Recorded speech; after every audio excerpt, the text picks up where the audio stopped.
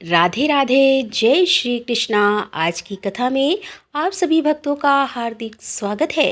भगवान श्री राम, सीता जी और लक्ष्मण जी सहित आपके हृदय में वास करें और आपके मन की हर कामना को पूर्ण करें। दोस्तों, आज आप सुनेंगे पौष मास की कथा का 19वां अध्याय। और अगर आपको कथा अच्छी लगे तो वीडियो को लाइक जरूर किया कीजिए। सेतु तीर्थ रामेश्वर के तीर्थों की महिमा में आज आप सुनने वाले हैं सर्व तीर्थ तथा धनुष कोटि तीर्थों की महिमा। श्री सूत जी कहते हैं कि कोटि तीर्थ की यात्रा करने के बाद मनुष्य को सर्व तीर्थ की यात्रा करनी चाहिए। पूर्व काल में सुचित नाम से प्रसिद्ध एक मुनि थे जो सदा ही नियमों में संलग्न रहते थे। उनका जन्म हुआ था भृगु वंश में। वे जन्म के ही अंधे थे, परंतु बुढ़ापे में आकर उनको और भी आतुर बना दिया था। नेत्र न होने के कारण वे तीर्थ यात्रा करने में असमर्थ थे। उनके मन में सभी तीर्थों में स्नान करने की बड़ी इच्छा होती थी। वे महामुनि दक्षिण समुद्र के तट पर पुण्यमय गंधमादन पर्वत पर गए और भगवान शंकर की प्रसन्नता के लिए अत्यंत दुष्कर तपस्या करने लगे। वे तीनों समय इंद्रिय संयम पूर्वक भगवान शिव की पूजा करते थे। तीनों समय अर्थात सुबह, शाम, दोपहर तीनों संध्याओं में स्नान करते थे और संध्या करते थे। तीनों ही समय स्नान और अतिथियों का सत्कार उनकी दिनचर्या का अंग बन गया था। वे भस्म द्वारा त्रिपुंड लगाते और बालों में उपनिषद में बताई हुई रीत से रुद्राक्ष की माला धारण करते थे। इस प्रकार ब्राह्मण ने 10 वर्षों तक उग्र तपस्या की। इससे भगवान चंद्रशेखर बहुत प्रसन्न हुए और सुचित मुनि के आगे प्रकट हो गए। भगवान शिव महान वृषभ नंदी पर आरूढ़ थे और भूत समुदाय से घिरे हुए थे। उनके आधे शरीर में भगवती गिरिराज नंदिनी विद्यमान थी। उनका सब अंग विभूतियों से उज्जवल दिखाई देता था। वे जटाभार से शोभा पा रहे थे। भगवान शिव ने अपने स्वरूप का दर्शन कराने के लिए उन्हें 2 नेत्र प्रदान किए। तब सुजित ने परमेश्वर शिव का दर्शन करके प्रसन्नचित होकर इस प्रकार स्तुति की। सुचित बोले कि हे देव परमेश्वर, आपकी जय हो। हे कल्याणकारी धुर जटे, आपकी जय हो। ब्रह्मा आदि देवताओं के पूजनीय देव आप, त्रिपुरासुर के विनाशक तथा काल के भी काल, आपकी जय हो। भगवती उमा के स्वामी महादेव, आपकी जय हो। कामदेव का विनाश करने वाले निर्मल परमेश्वर, आपकी जय हो। हे शिव, आप संसार रोग का निवारण करने वाले वैद्य, संपूर्ण भूतों के रक्षक तथा अविनाशी देवता हैं, आपकी जय हो। हे त्रिलोचन, आपने भक्तों की रक्षा करने का व्रत ग्रहण किया है, आपको नमस्कार है। हे व्योमकेश, आपको नमस्कार है। हे करुणा विग्रह, आपकी जय हो। हे नीलकंठ, आपको नमस्कार है। आप संसार बंधन से छुड़ाने वाले हैं, आपकी जय हो। हे महेश्वर, हे परमानंद स्वरूप, आपको नमस्कार है। हे गंगाधर, आपको नमस्कार है।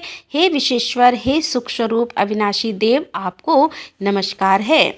आप भगवान वासुदेव हैं। आप शंभु, आपको नमस्कार है। आप सर्व उग्र भर्ग एवं कैलाशपति को नमस्कार है।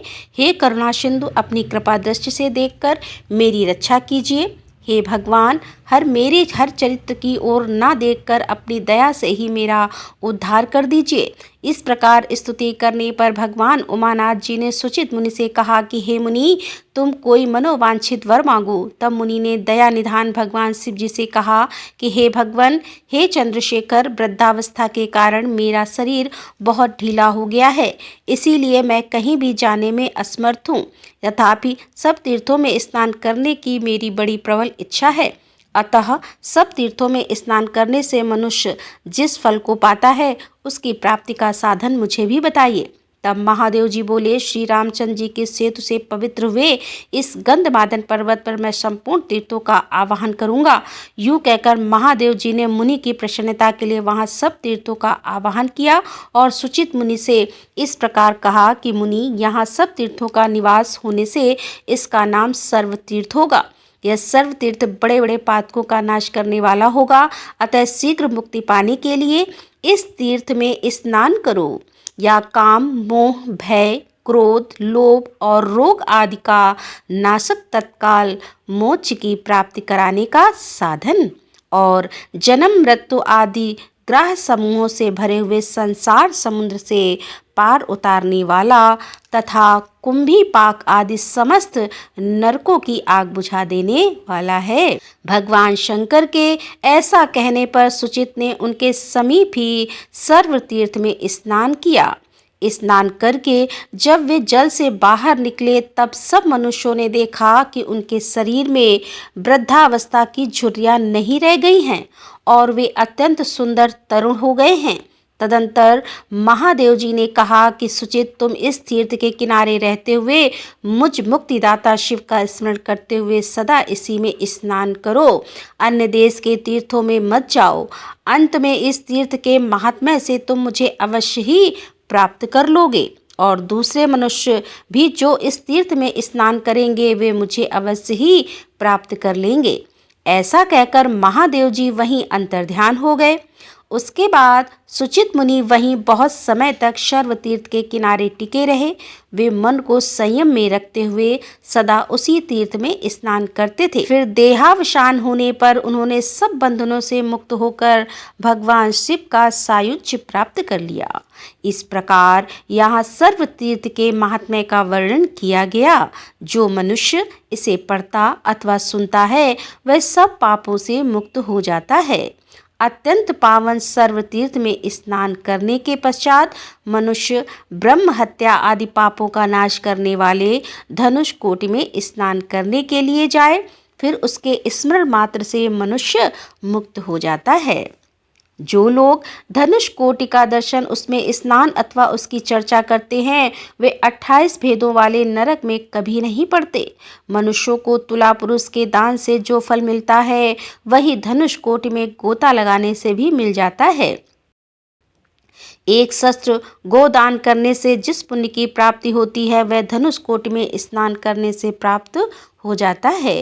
धर्म, अर्थ, काम और मोक्ष, इन चारों में से मनुष्य जिस जिस पुरुषार्थ की इच्छा करता है उसको धनुष कोटि में स्नान करने मात्र से तत्क्षण प्राप्त कर लेता है। धनुष कोटि सब पातकों का नाशक, अद्वैत ज्ञान देने वाला, भोग और मोक्ष प्रदान करने वाला, अभिष्ट मनोरथ का दाता तथा अज्ञान दूर करने वाला है।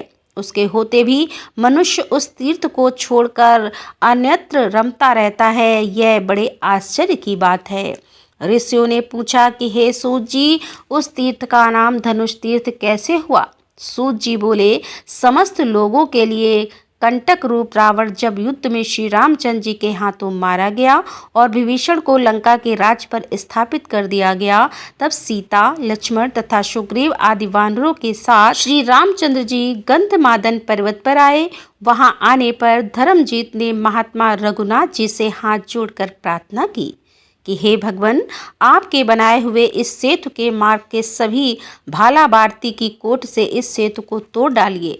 अब विभीषण के इस प्रकार प्रार्थना करने पर श्री रामचंद्र जी ने धनुष की कोट से ही उस पुल को तोड़ डाला और इसीलिए उस तीर्थ का नाम हो गया धनुष कोटि।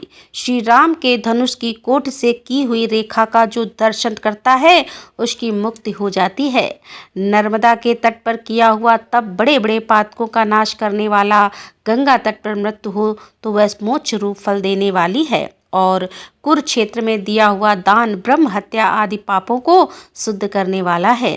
किंतु धनुष कोटि में तप, मृत्यु अथवा दान कोई भी हो तो वह महापातकों का नाश, मोक्ष की प्राप्ति और मनोरथ की सिद्धि कराने वाला है। मनुष्य तभी पातम और उपांकों से पीड़ित होता है जब तक कि उसे मोक्ष दय धनुष कोटि का दर्शन नहीं होता। धनुष कोटि का दर्शन करने वाले पुरुष के हृदय की अज्ञानमय ग्रंथि कट जाती है, उसके सब संशय नष्ट हो जाते हैं और समस्त पाप कर्मों का क्षय हो जाता है। पृथ्वी पर 10 कोटि सहस्त्र अर्थात 1 वर्ष तीर्थ हैं, उन सब का निवास इस धनुष कोटि में ही है। धनुष कोटि में तपस्या करके देवता और महर्षि बड़ी बड़ी सिद्धियों को प्राप्त हुए हैं। जो मनुष्य उसमें स्नान करके देवताओं तथा पितरों का तर्पण करता है वह सब पापों से मुक्त होकर ब्रह्मलोक में पूजित होता है। जो मनुष्य भक्तिपूर्वक यहाँ एक ब्राह्मण को भोजन कराता है वह लोक और परलोक में अच्छे सुख का भागी होता है। ब्राह्मण, क्षत्रिय, वैश्य अथवा शूद्र कोई भी धनुष कोटि में स्नान करने से निंदी योनि में जन्म नहीं लेता। जो मानव मकर राशि में सूर्य के स्थित होने पर माघ मास में धनुष कोटि में स्नान करता है वह गंगा आदि सब तीर्थों में स्नान करने का पुण्य प्राप्त करता है। उसे अच्छे लोकों की तथा मोक्ष की प्राप्ति होती है। स्त्री अथवा पुरुष के जन्म से लेकर जितने पाप हैं वे सब माघ मास में धनुष कोटि तीर्थ में स्नान करने से नाश को प्राप्त हो जाते हैं। जो क्रोध को जीतकर प्रतिदिन एक समय का भोजन करते हुए माघ मास में धनुष कोटि में नहाता है वह ब्रह्म हत्या से मुक्त हो जाता है और शिवरात्रि में निराहार एवं जितेंद्रिय रहकर रात में जागरण करे और प्रत्येक पहर में रामेश्वर महादेव की विशेष विधि पूर्वक पूजा करे। फिर दूसरे दिन सूर्योदय होने पर धनुष कोटि में गोता लगाकर अन्य तीर्थों में भी नियम पूर्वक रहकर स्नान करे। पुनः नित्य कर्म करके भगवान रामेश्वर की आराधना करे। ब्राह्मणों को यथाशक्ति अन्न भोजन करावे। उसके बाद अपनी शक्ति के अनुसार भूमि, गौ, तिल, धान्य और धन दान करे। तदंतर ब्राह्मणों से आज्ञा लेकर स्वयं भी मौन होकर भोजन करे। ऐसा करने वाले पुरुष के ऊपर प्रसन्न होकर भगवान रामेश्वर उसके सब पाप छुड़ा देते हैं और उसे भोग एवं मोक्ष प्रदान करते हैं। अतः मोक्ष चाहने वाले पुरुषों को माघ मास में धनुष कोटि में अवश्य स्नान करना चाहिए। जो सूर्य नारायण के आधे उदय के समय धनुष कोटि में स्नान करता है उसके वश में ब्रह्मा, विष्णु और शिव तीनों देवता हो जाते हैं। और जो मनुष्य चंद्र ग्रहण और सूर्य ग्रहण के समय इस तीर्थ में स्नान करता है वह सायुज्य मोक्ष को प्राप्त करता है।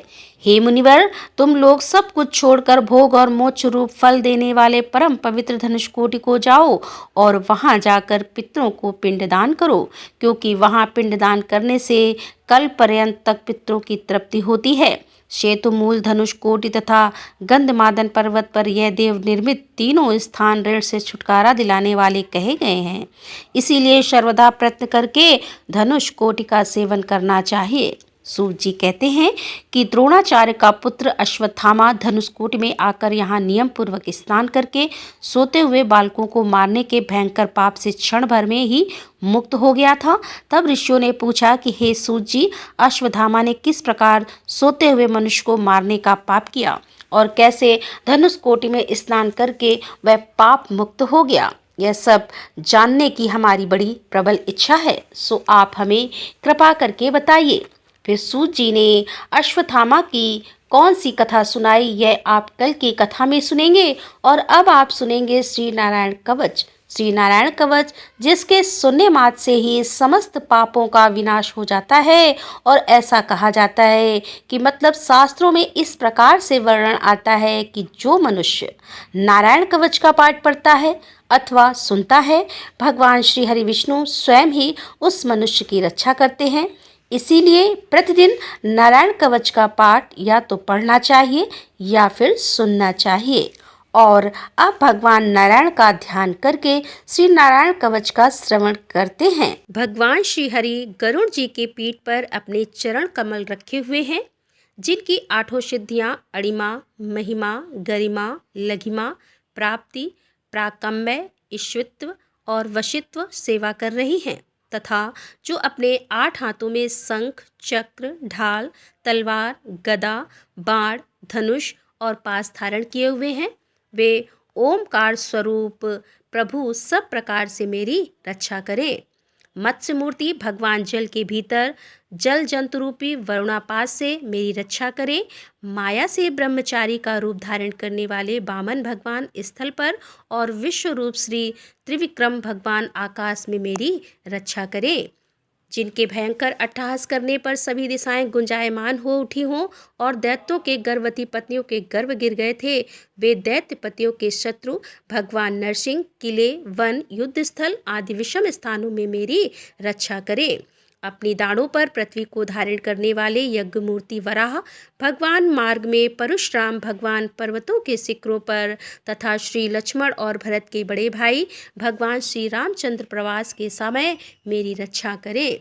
भगवान नारायण मारण मोहन आदि भयंकर अविचारों और सब प्रकार के प्रमादों से मेरी रक्षा करें। ऋषि श्रेष्ठ नर गर्व से योगेश्वर भगवान दत्तात्रेय योग के विघ्नों से और त्रिगुणाधिपति भगवान कपिल कर्म बंधनों से मेरी रक्षा करें। परम ऋषि सनत कुमार कामदेव से और भगवान है ग्रीव मार्ग से गुजरते समय देव मूर्तियों को नमस्कार आदि ना करने के अपराध से देव ऋषि नारद देव पूजा के समय संभावित सेवा अपराधों से और भगवान कच्छप सभी तरह के नरकों से मेरी रक्षा करें। मैं ऋषि वेद व्यास जी अज्ञान से तथा बुद्ध देव पाखंडियों के द्वारा फैलाए गए प्रमाद से मेरी रक्षा करें। धर्म की रक्षा हेतु महान अवतार धारण करने वाले भगवान कलिक पाप बहुल कलिक युग के दोषों से मेरी रक्षा करें। भगवान कलिक पाप बहुल कलयुग के दोषों से मेरी रक्षा करें। प्रातः काल भगवान केशव अपनी गदा से दिन के दूसरे भाग चढ़ जाने पर भगवान गोविंद अपनी बांसुरी लेकर दिन के तीसरे भाग दोपहर के पहले भगवान नारायण अपनी तीक्ष्ण शक्ति लेकर तथा दिन के चौथे भाग मध्यकाल को भगवान विष्णु चक्रराज सुदर्शन लेकर मेरी रक्षा करें। दिन के पांचवें भाग अपराह्न काल में अपना प्रचंड धनुष लेकर भगवान मधुसूदन मेरी रक्षा करें। छठे भाग सायंकाल में ब्रह्मा आदि त्रिमूर्तिधारी माधव रात के छठे भाग में प्रथम भाग प्रदोष काल में ऋषिकेश रात के दूसरे भाग में अर्धरात्रि के पूर्व तथा अर्धरात्रि के समय अकेले भगवान पद्म नाम मेरी रक्षा करें। रात्रि के चौथे भाग पिछले पहर में श्री वत्स लांछन श्रीहरि रात में पांचवें भाग उषा काल में खड़गधारी भगवान जनार्दन रात के छठे भाग में सूर्योदय से पूर्व श्री दामोदर और संपूर्ण संध्याओं में कालमूर्ति भगवान विश्वेश्वर मेरी रक्षा करें। हे सुदर्शन, आपका आकार चक्र की तरह है, आपके किनारे का भाग प्रलयकालीन अग्नि की तरह अति तीव्र है। आप भगवान की प्रेरणा से सब ओर भ्रमण करते रहते हैं। जैसे आग वायु की सहायता से सूखे घास फूस को जला डालती है, वैसे ही आप हमारी शत्रु सेना को शीघ्र से जला दीजिए, जला दीजिए। हे कौमोद की गदा, आपसे छूटने वाली चिंगारियों का स्पर्श वज्र के समान असह्य है। हे भगवान अजीत की प्रिया, मैं आपका सेवक हूँ, इसीलिए आप कुष्मांड विनायक यक्ष राक्षस भूत और प्रेतादि ग्रहों को अभी कुचल डालिए तथा मेरे शत्रुओं को चूर चूर कर दीजिए। हे संघश्रेष्ठ, आप भगवान श्री कृष्ण के फूकने मात से भयावह नाद करके मेरे शत्रुओं का दिल दहला दीजिए एवं यादुधान प्रमद प्रेत म्रातका पिशाच तथा ब्रह्म राक्षस आदि भयंकर प्राणियों को यहाँ से शीघ्र दूर कर दीजिए। हे भगवान की खड़ग श्रेष्ठ नंदक, आपकी धार बहुत तीक्ष्ण है। आप ईश्वर की प्रेरणा से मेरे शत्रुओं को छिन्न भिन्न कर दीजिए। भगवान की प्यारी ढाल, आप में सैकड़ों चंद्राकार मंडल हैं। आप पाप दृष्टि रखने वाले मेरे शत्रुओं के नेत्रों को बंद कर उन्हें सदा के लिए अंधा बना दीजिए। ग्रहों, धूमकेतु आदि केतुओं, दुष्ट मनुष्यों, सरीसृप जीवों, दाढ़ों वालों, हिंसक पशुओं, भूत प्रेतों तथा पापी प्राणियों से हमें जो जो भय हो और जो जो हमारे शुभ के विरोधी हों, वे सभी भगवान के नाम रूप तथा आयुधों का कीर्तन करने से तत्काल नष्ट हो जाएं। बृहत रत्नतर आदि शाम वेद के स्रोतों से जिनकी स्तुति की जाती है, वे वेद मूर्ति भगवान गरुड़ और विश्वक सेन जी अपने नाम के उच्चारण मात्र के प्रभाव से हमें सब प्रकार की विपत्तियों से रक्षा करें। श्री हरि के नाम, रूप, वाहन, आयुध और श्रेष्ठ पार्षद हमारी बुद्धि, इंद्रिय, मन और प्राणों को सब तरह की विपत्तियों से बचाएं। जितना भी कार्य अथवा कारण रूप जगत है, वह वास्तव में भगवान ही है। इस सत्य के प्रभाव से हमारे सारे पाप नष्ट हो जाएं। ब्रह्मा और आत्मा की एकता का अनुभव जो लोग कर चुके हैं, उनकी दृष्टि में ईश्वर का स्वरूप समस्त विकल्पों और भेदों से रहित है। फिर भी वे अपनी माया शक्ति के द्वारा भूषण, आयुध और रूप नामक शक्तियों को धारण करते हैं। यह बात निश्चित ही सत्य है। अतः सर्वज्ञ सर्वव्यापक भगवान श्रीहरि सदा सर्वत्र अपने सभी स्वरूपों से हमारी रक्षा करे। जो अपने भयंकर अट्टहास से सब लोगों के भय को समाप्त कर देते हैं और अपने तेज से सबके तेज का ग्रास कर लेते हैं, वे भगवान नरसिंह दिशा विदिशा नीचे ऊपर बाहर भीतर सब ओर से हमारी रक्षा करें। देवराज इंद्र, मैंने तुम्हें यह नारायण कवच सुना दिया। अब तुम इस कवच से अपने को सुरक्षित कर लो, बस फिर तुम अनायास से सब दैत्यपतियों को जीत लोगे। इस नारायण कवच को धारण करने वाला पुरुष जिस किसी को भी अपनी आंखों से देख लेता है अथवा पैरों से भी छू लेता है, वह तत्काल ही समस्त भयों से मुक्त हो जाता है। इस वैष्णवी विद्या को धारण कर लेने वाले को राजा, डाकू, प्रेत, पिशाच और बाघ आदि हिंसक जीवों से कभी किसी प्रकार का डर नहीं होता। देवराज, पुरातन काल की बात है कि एक कौशिक गोत्र के ब्राह्मण ने इस विद्या को धारण करके योग धारणा से अपना शरीर मरुभूमि में त्याग दिया। जिस स्थान पर उस ब्राह्मण का मृत शरीर पड़ा था, उसके ऊपर से एक दिन गंधर्वराज चित्ररथ अपनी स्त्रियों के साथ विमान पर बैठकर निकले। इस स्थान पर आते ही वे नीचे की ओर सिर किए विमान सहित आसमान से धरती पर गिर पड़े। ऐसा होने पर उनके आश्चर्य की सीमा न रही। जब उन्हें बालखिल्य मुनियों ने बतलाया कि यह नारायण कवच धारण करने का प्रभाव है, तब उन्होंने उस ब्राह्मण देवता की हड्डियों को ले जाकर पूर्ववाहिनी सरस्वती नदी में प्रभावित कर दिया और फिर स्नान करके वे अपने लोक को चले गए। श्री सुखदेव जी कहते हैं कि हे परीक्षित, जो भी मनुष्य इस नारायण कवच को समय पर सुनता है और जो आदर पूर्वक इसे धारण करता है, उसके समक्ष सभी प्राणी आदर से अपना सर झुका देते हैं और वह सब प्रकार के भयों से मुक्त हो जाता है।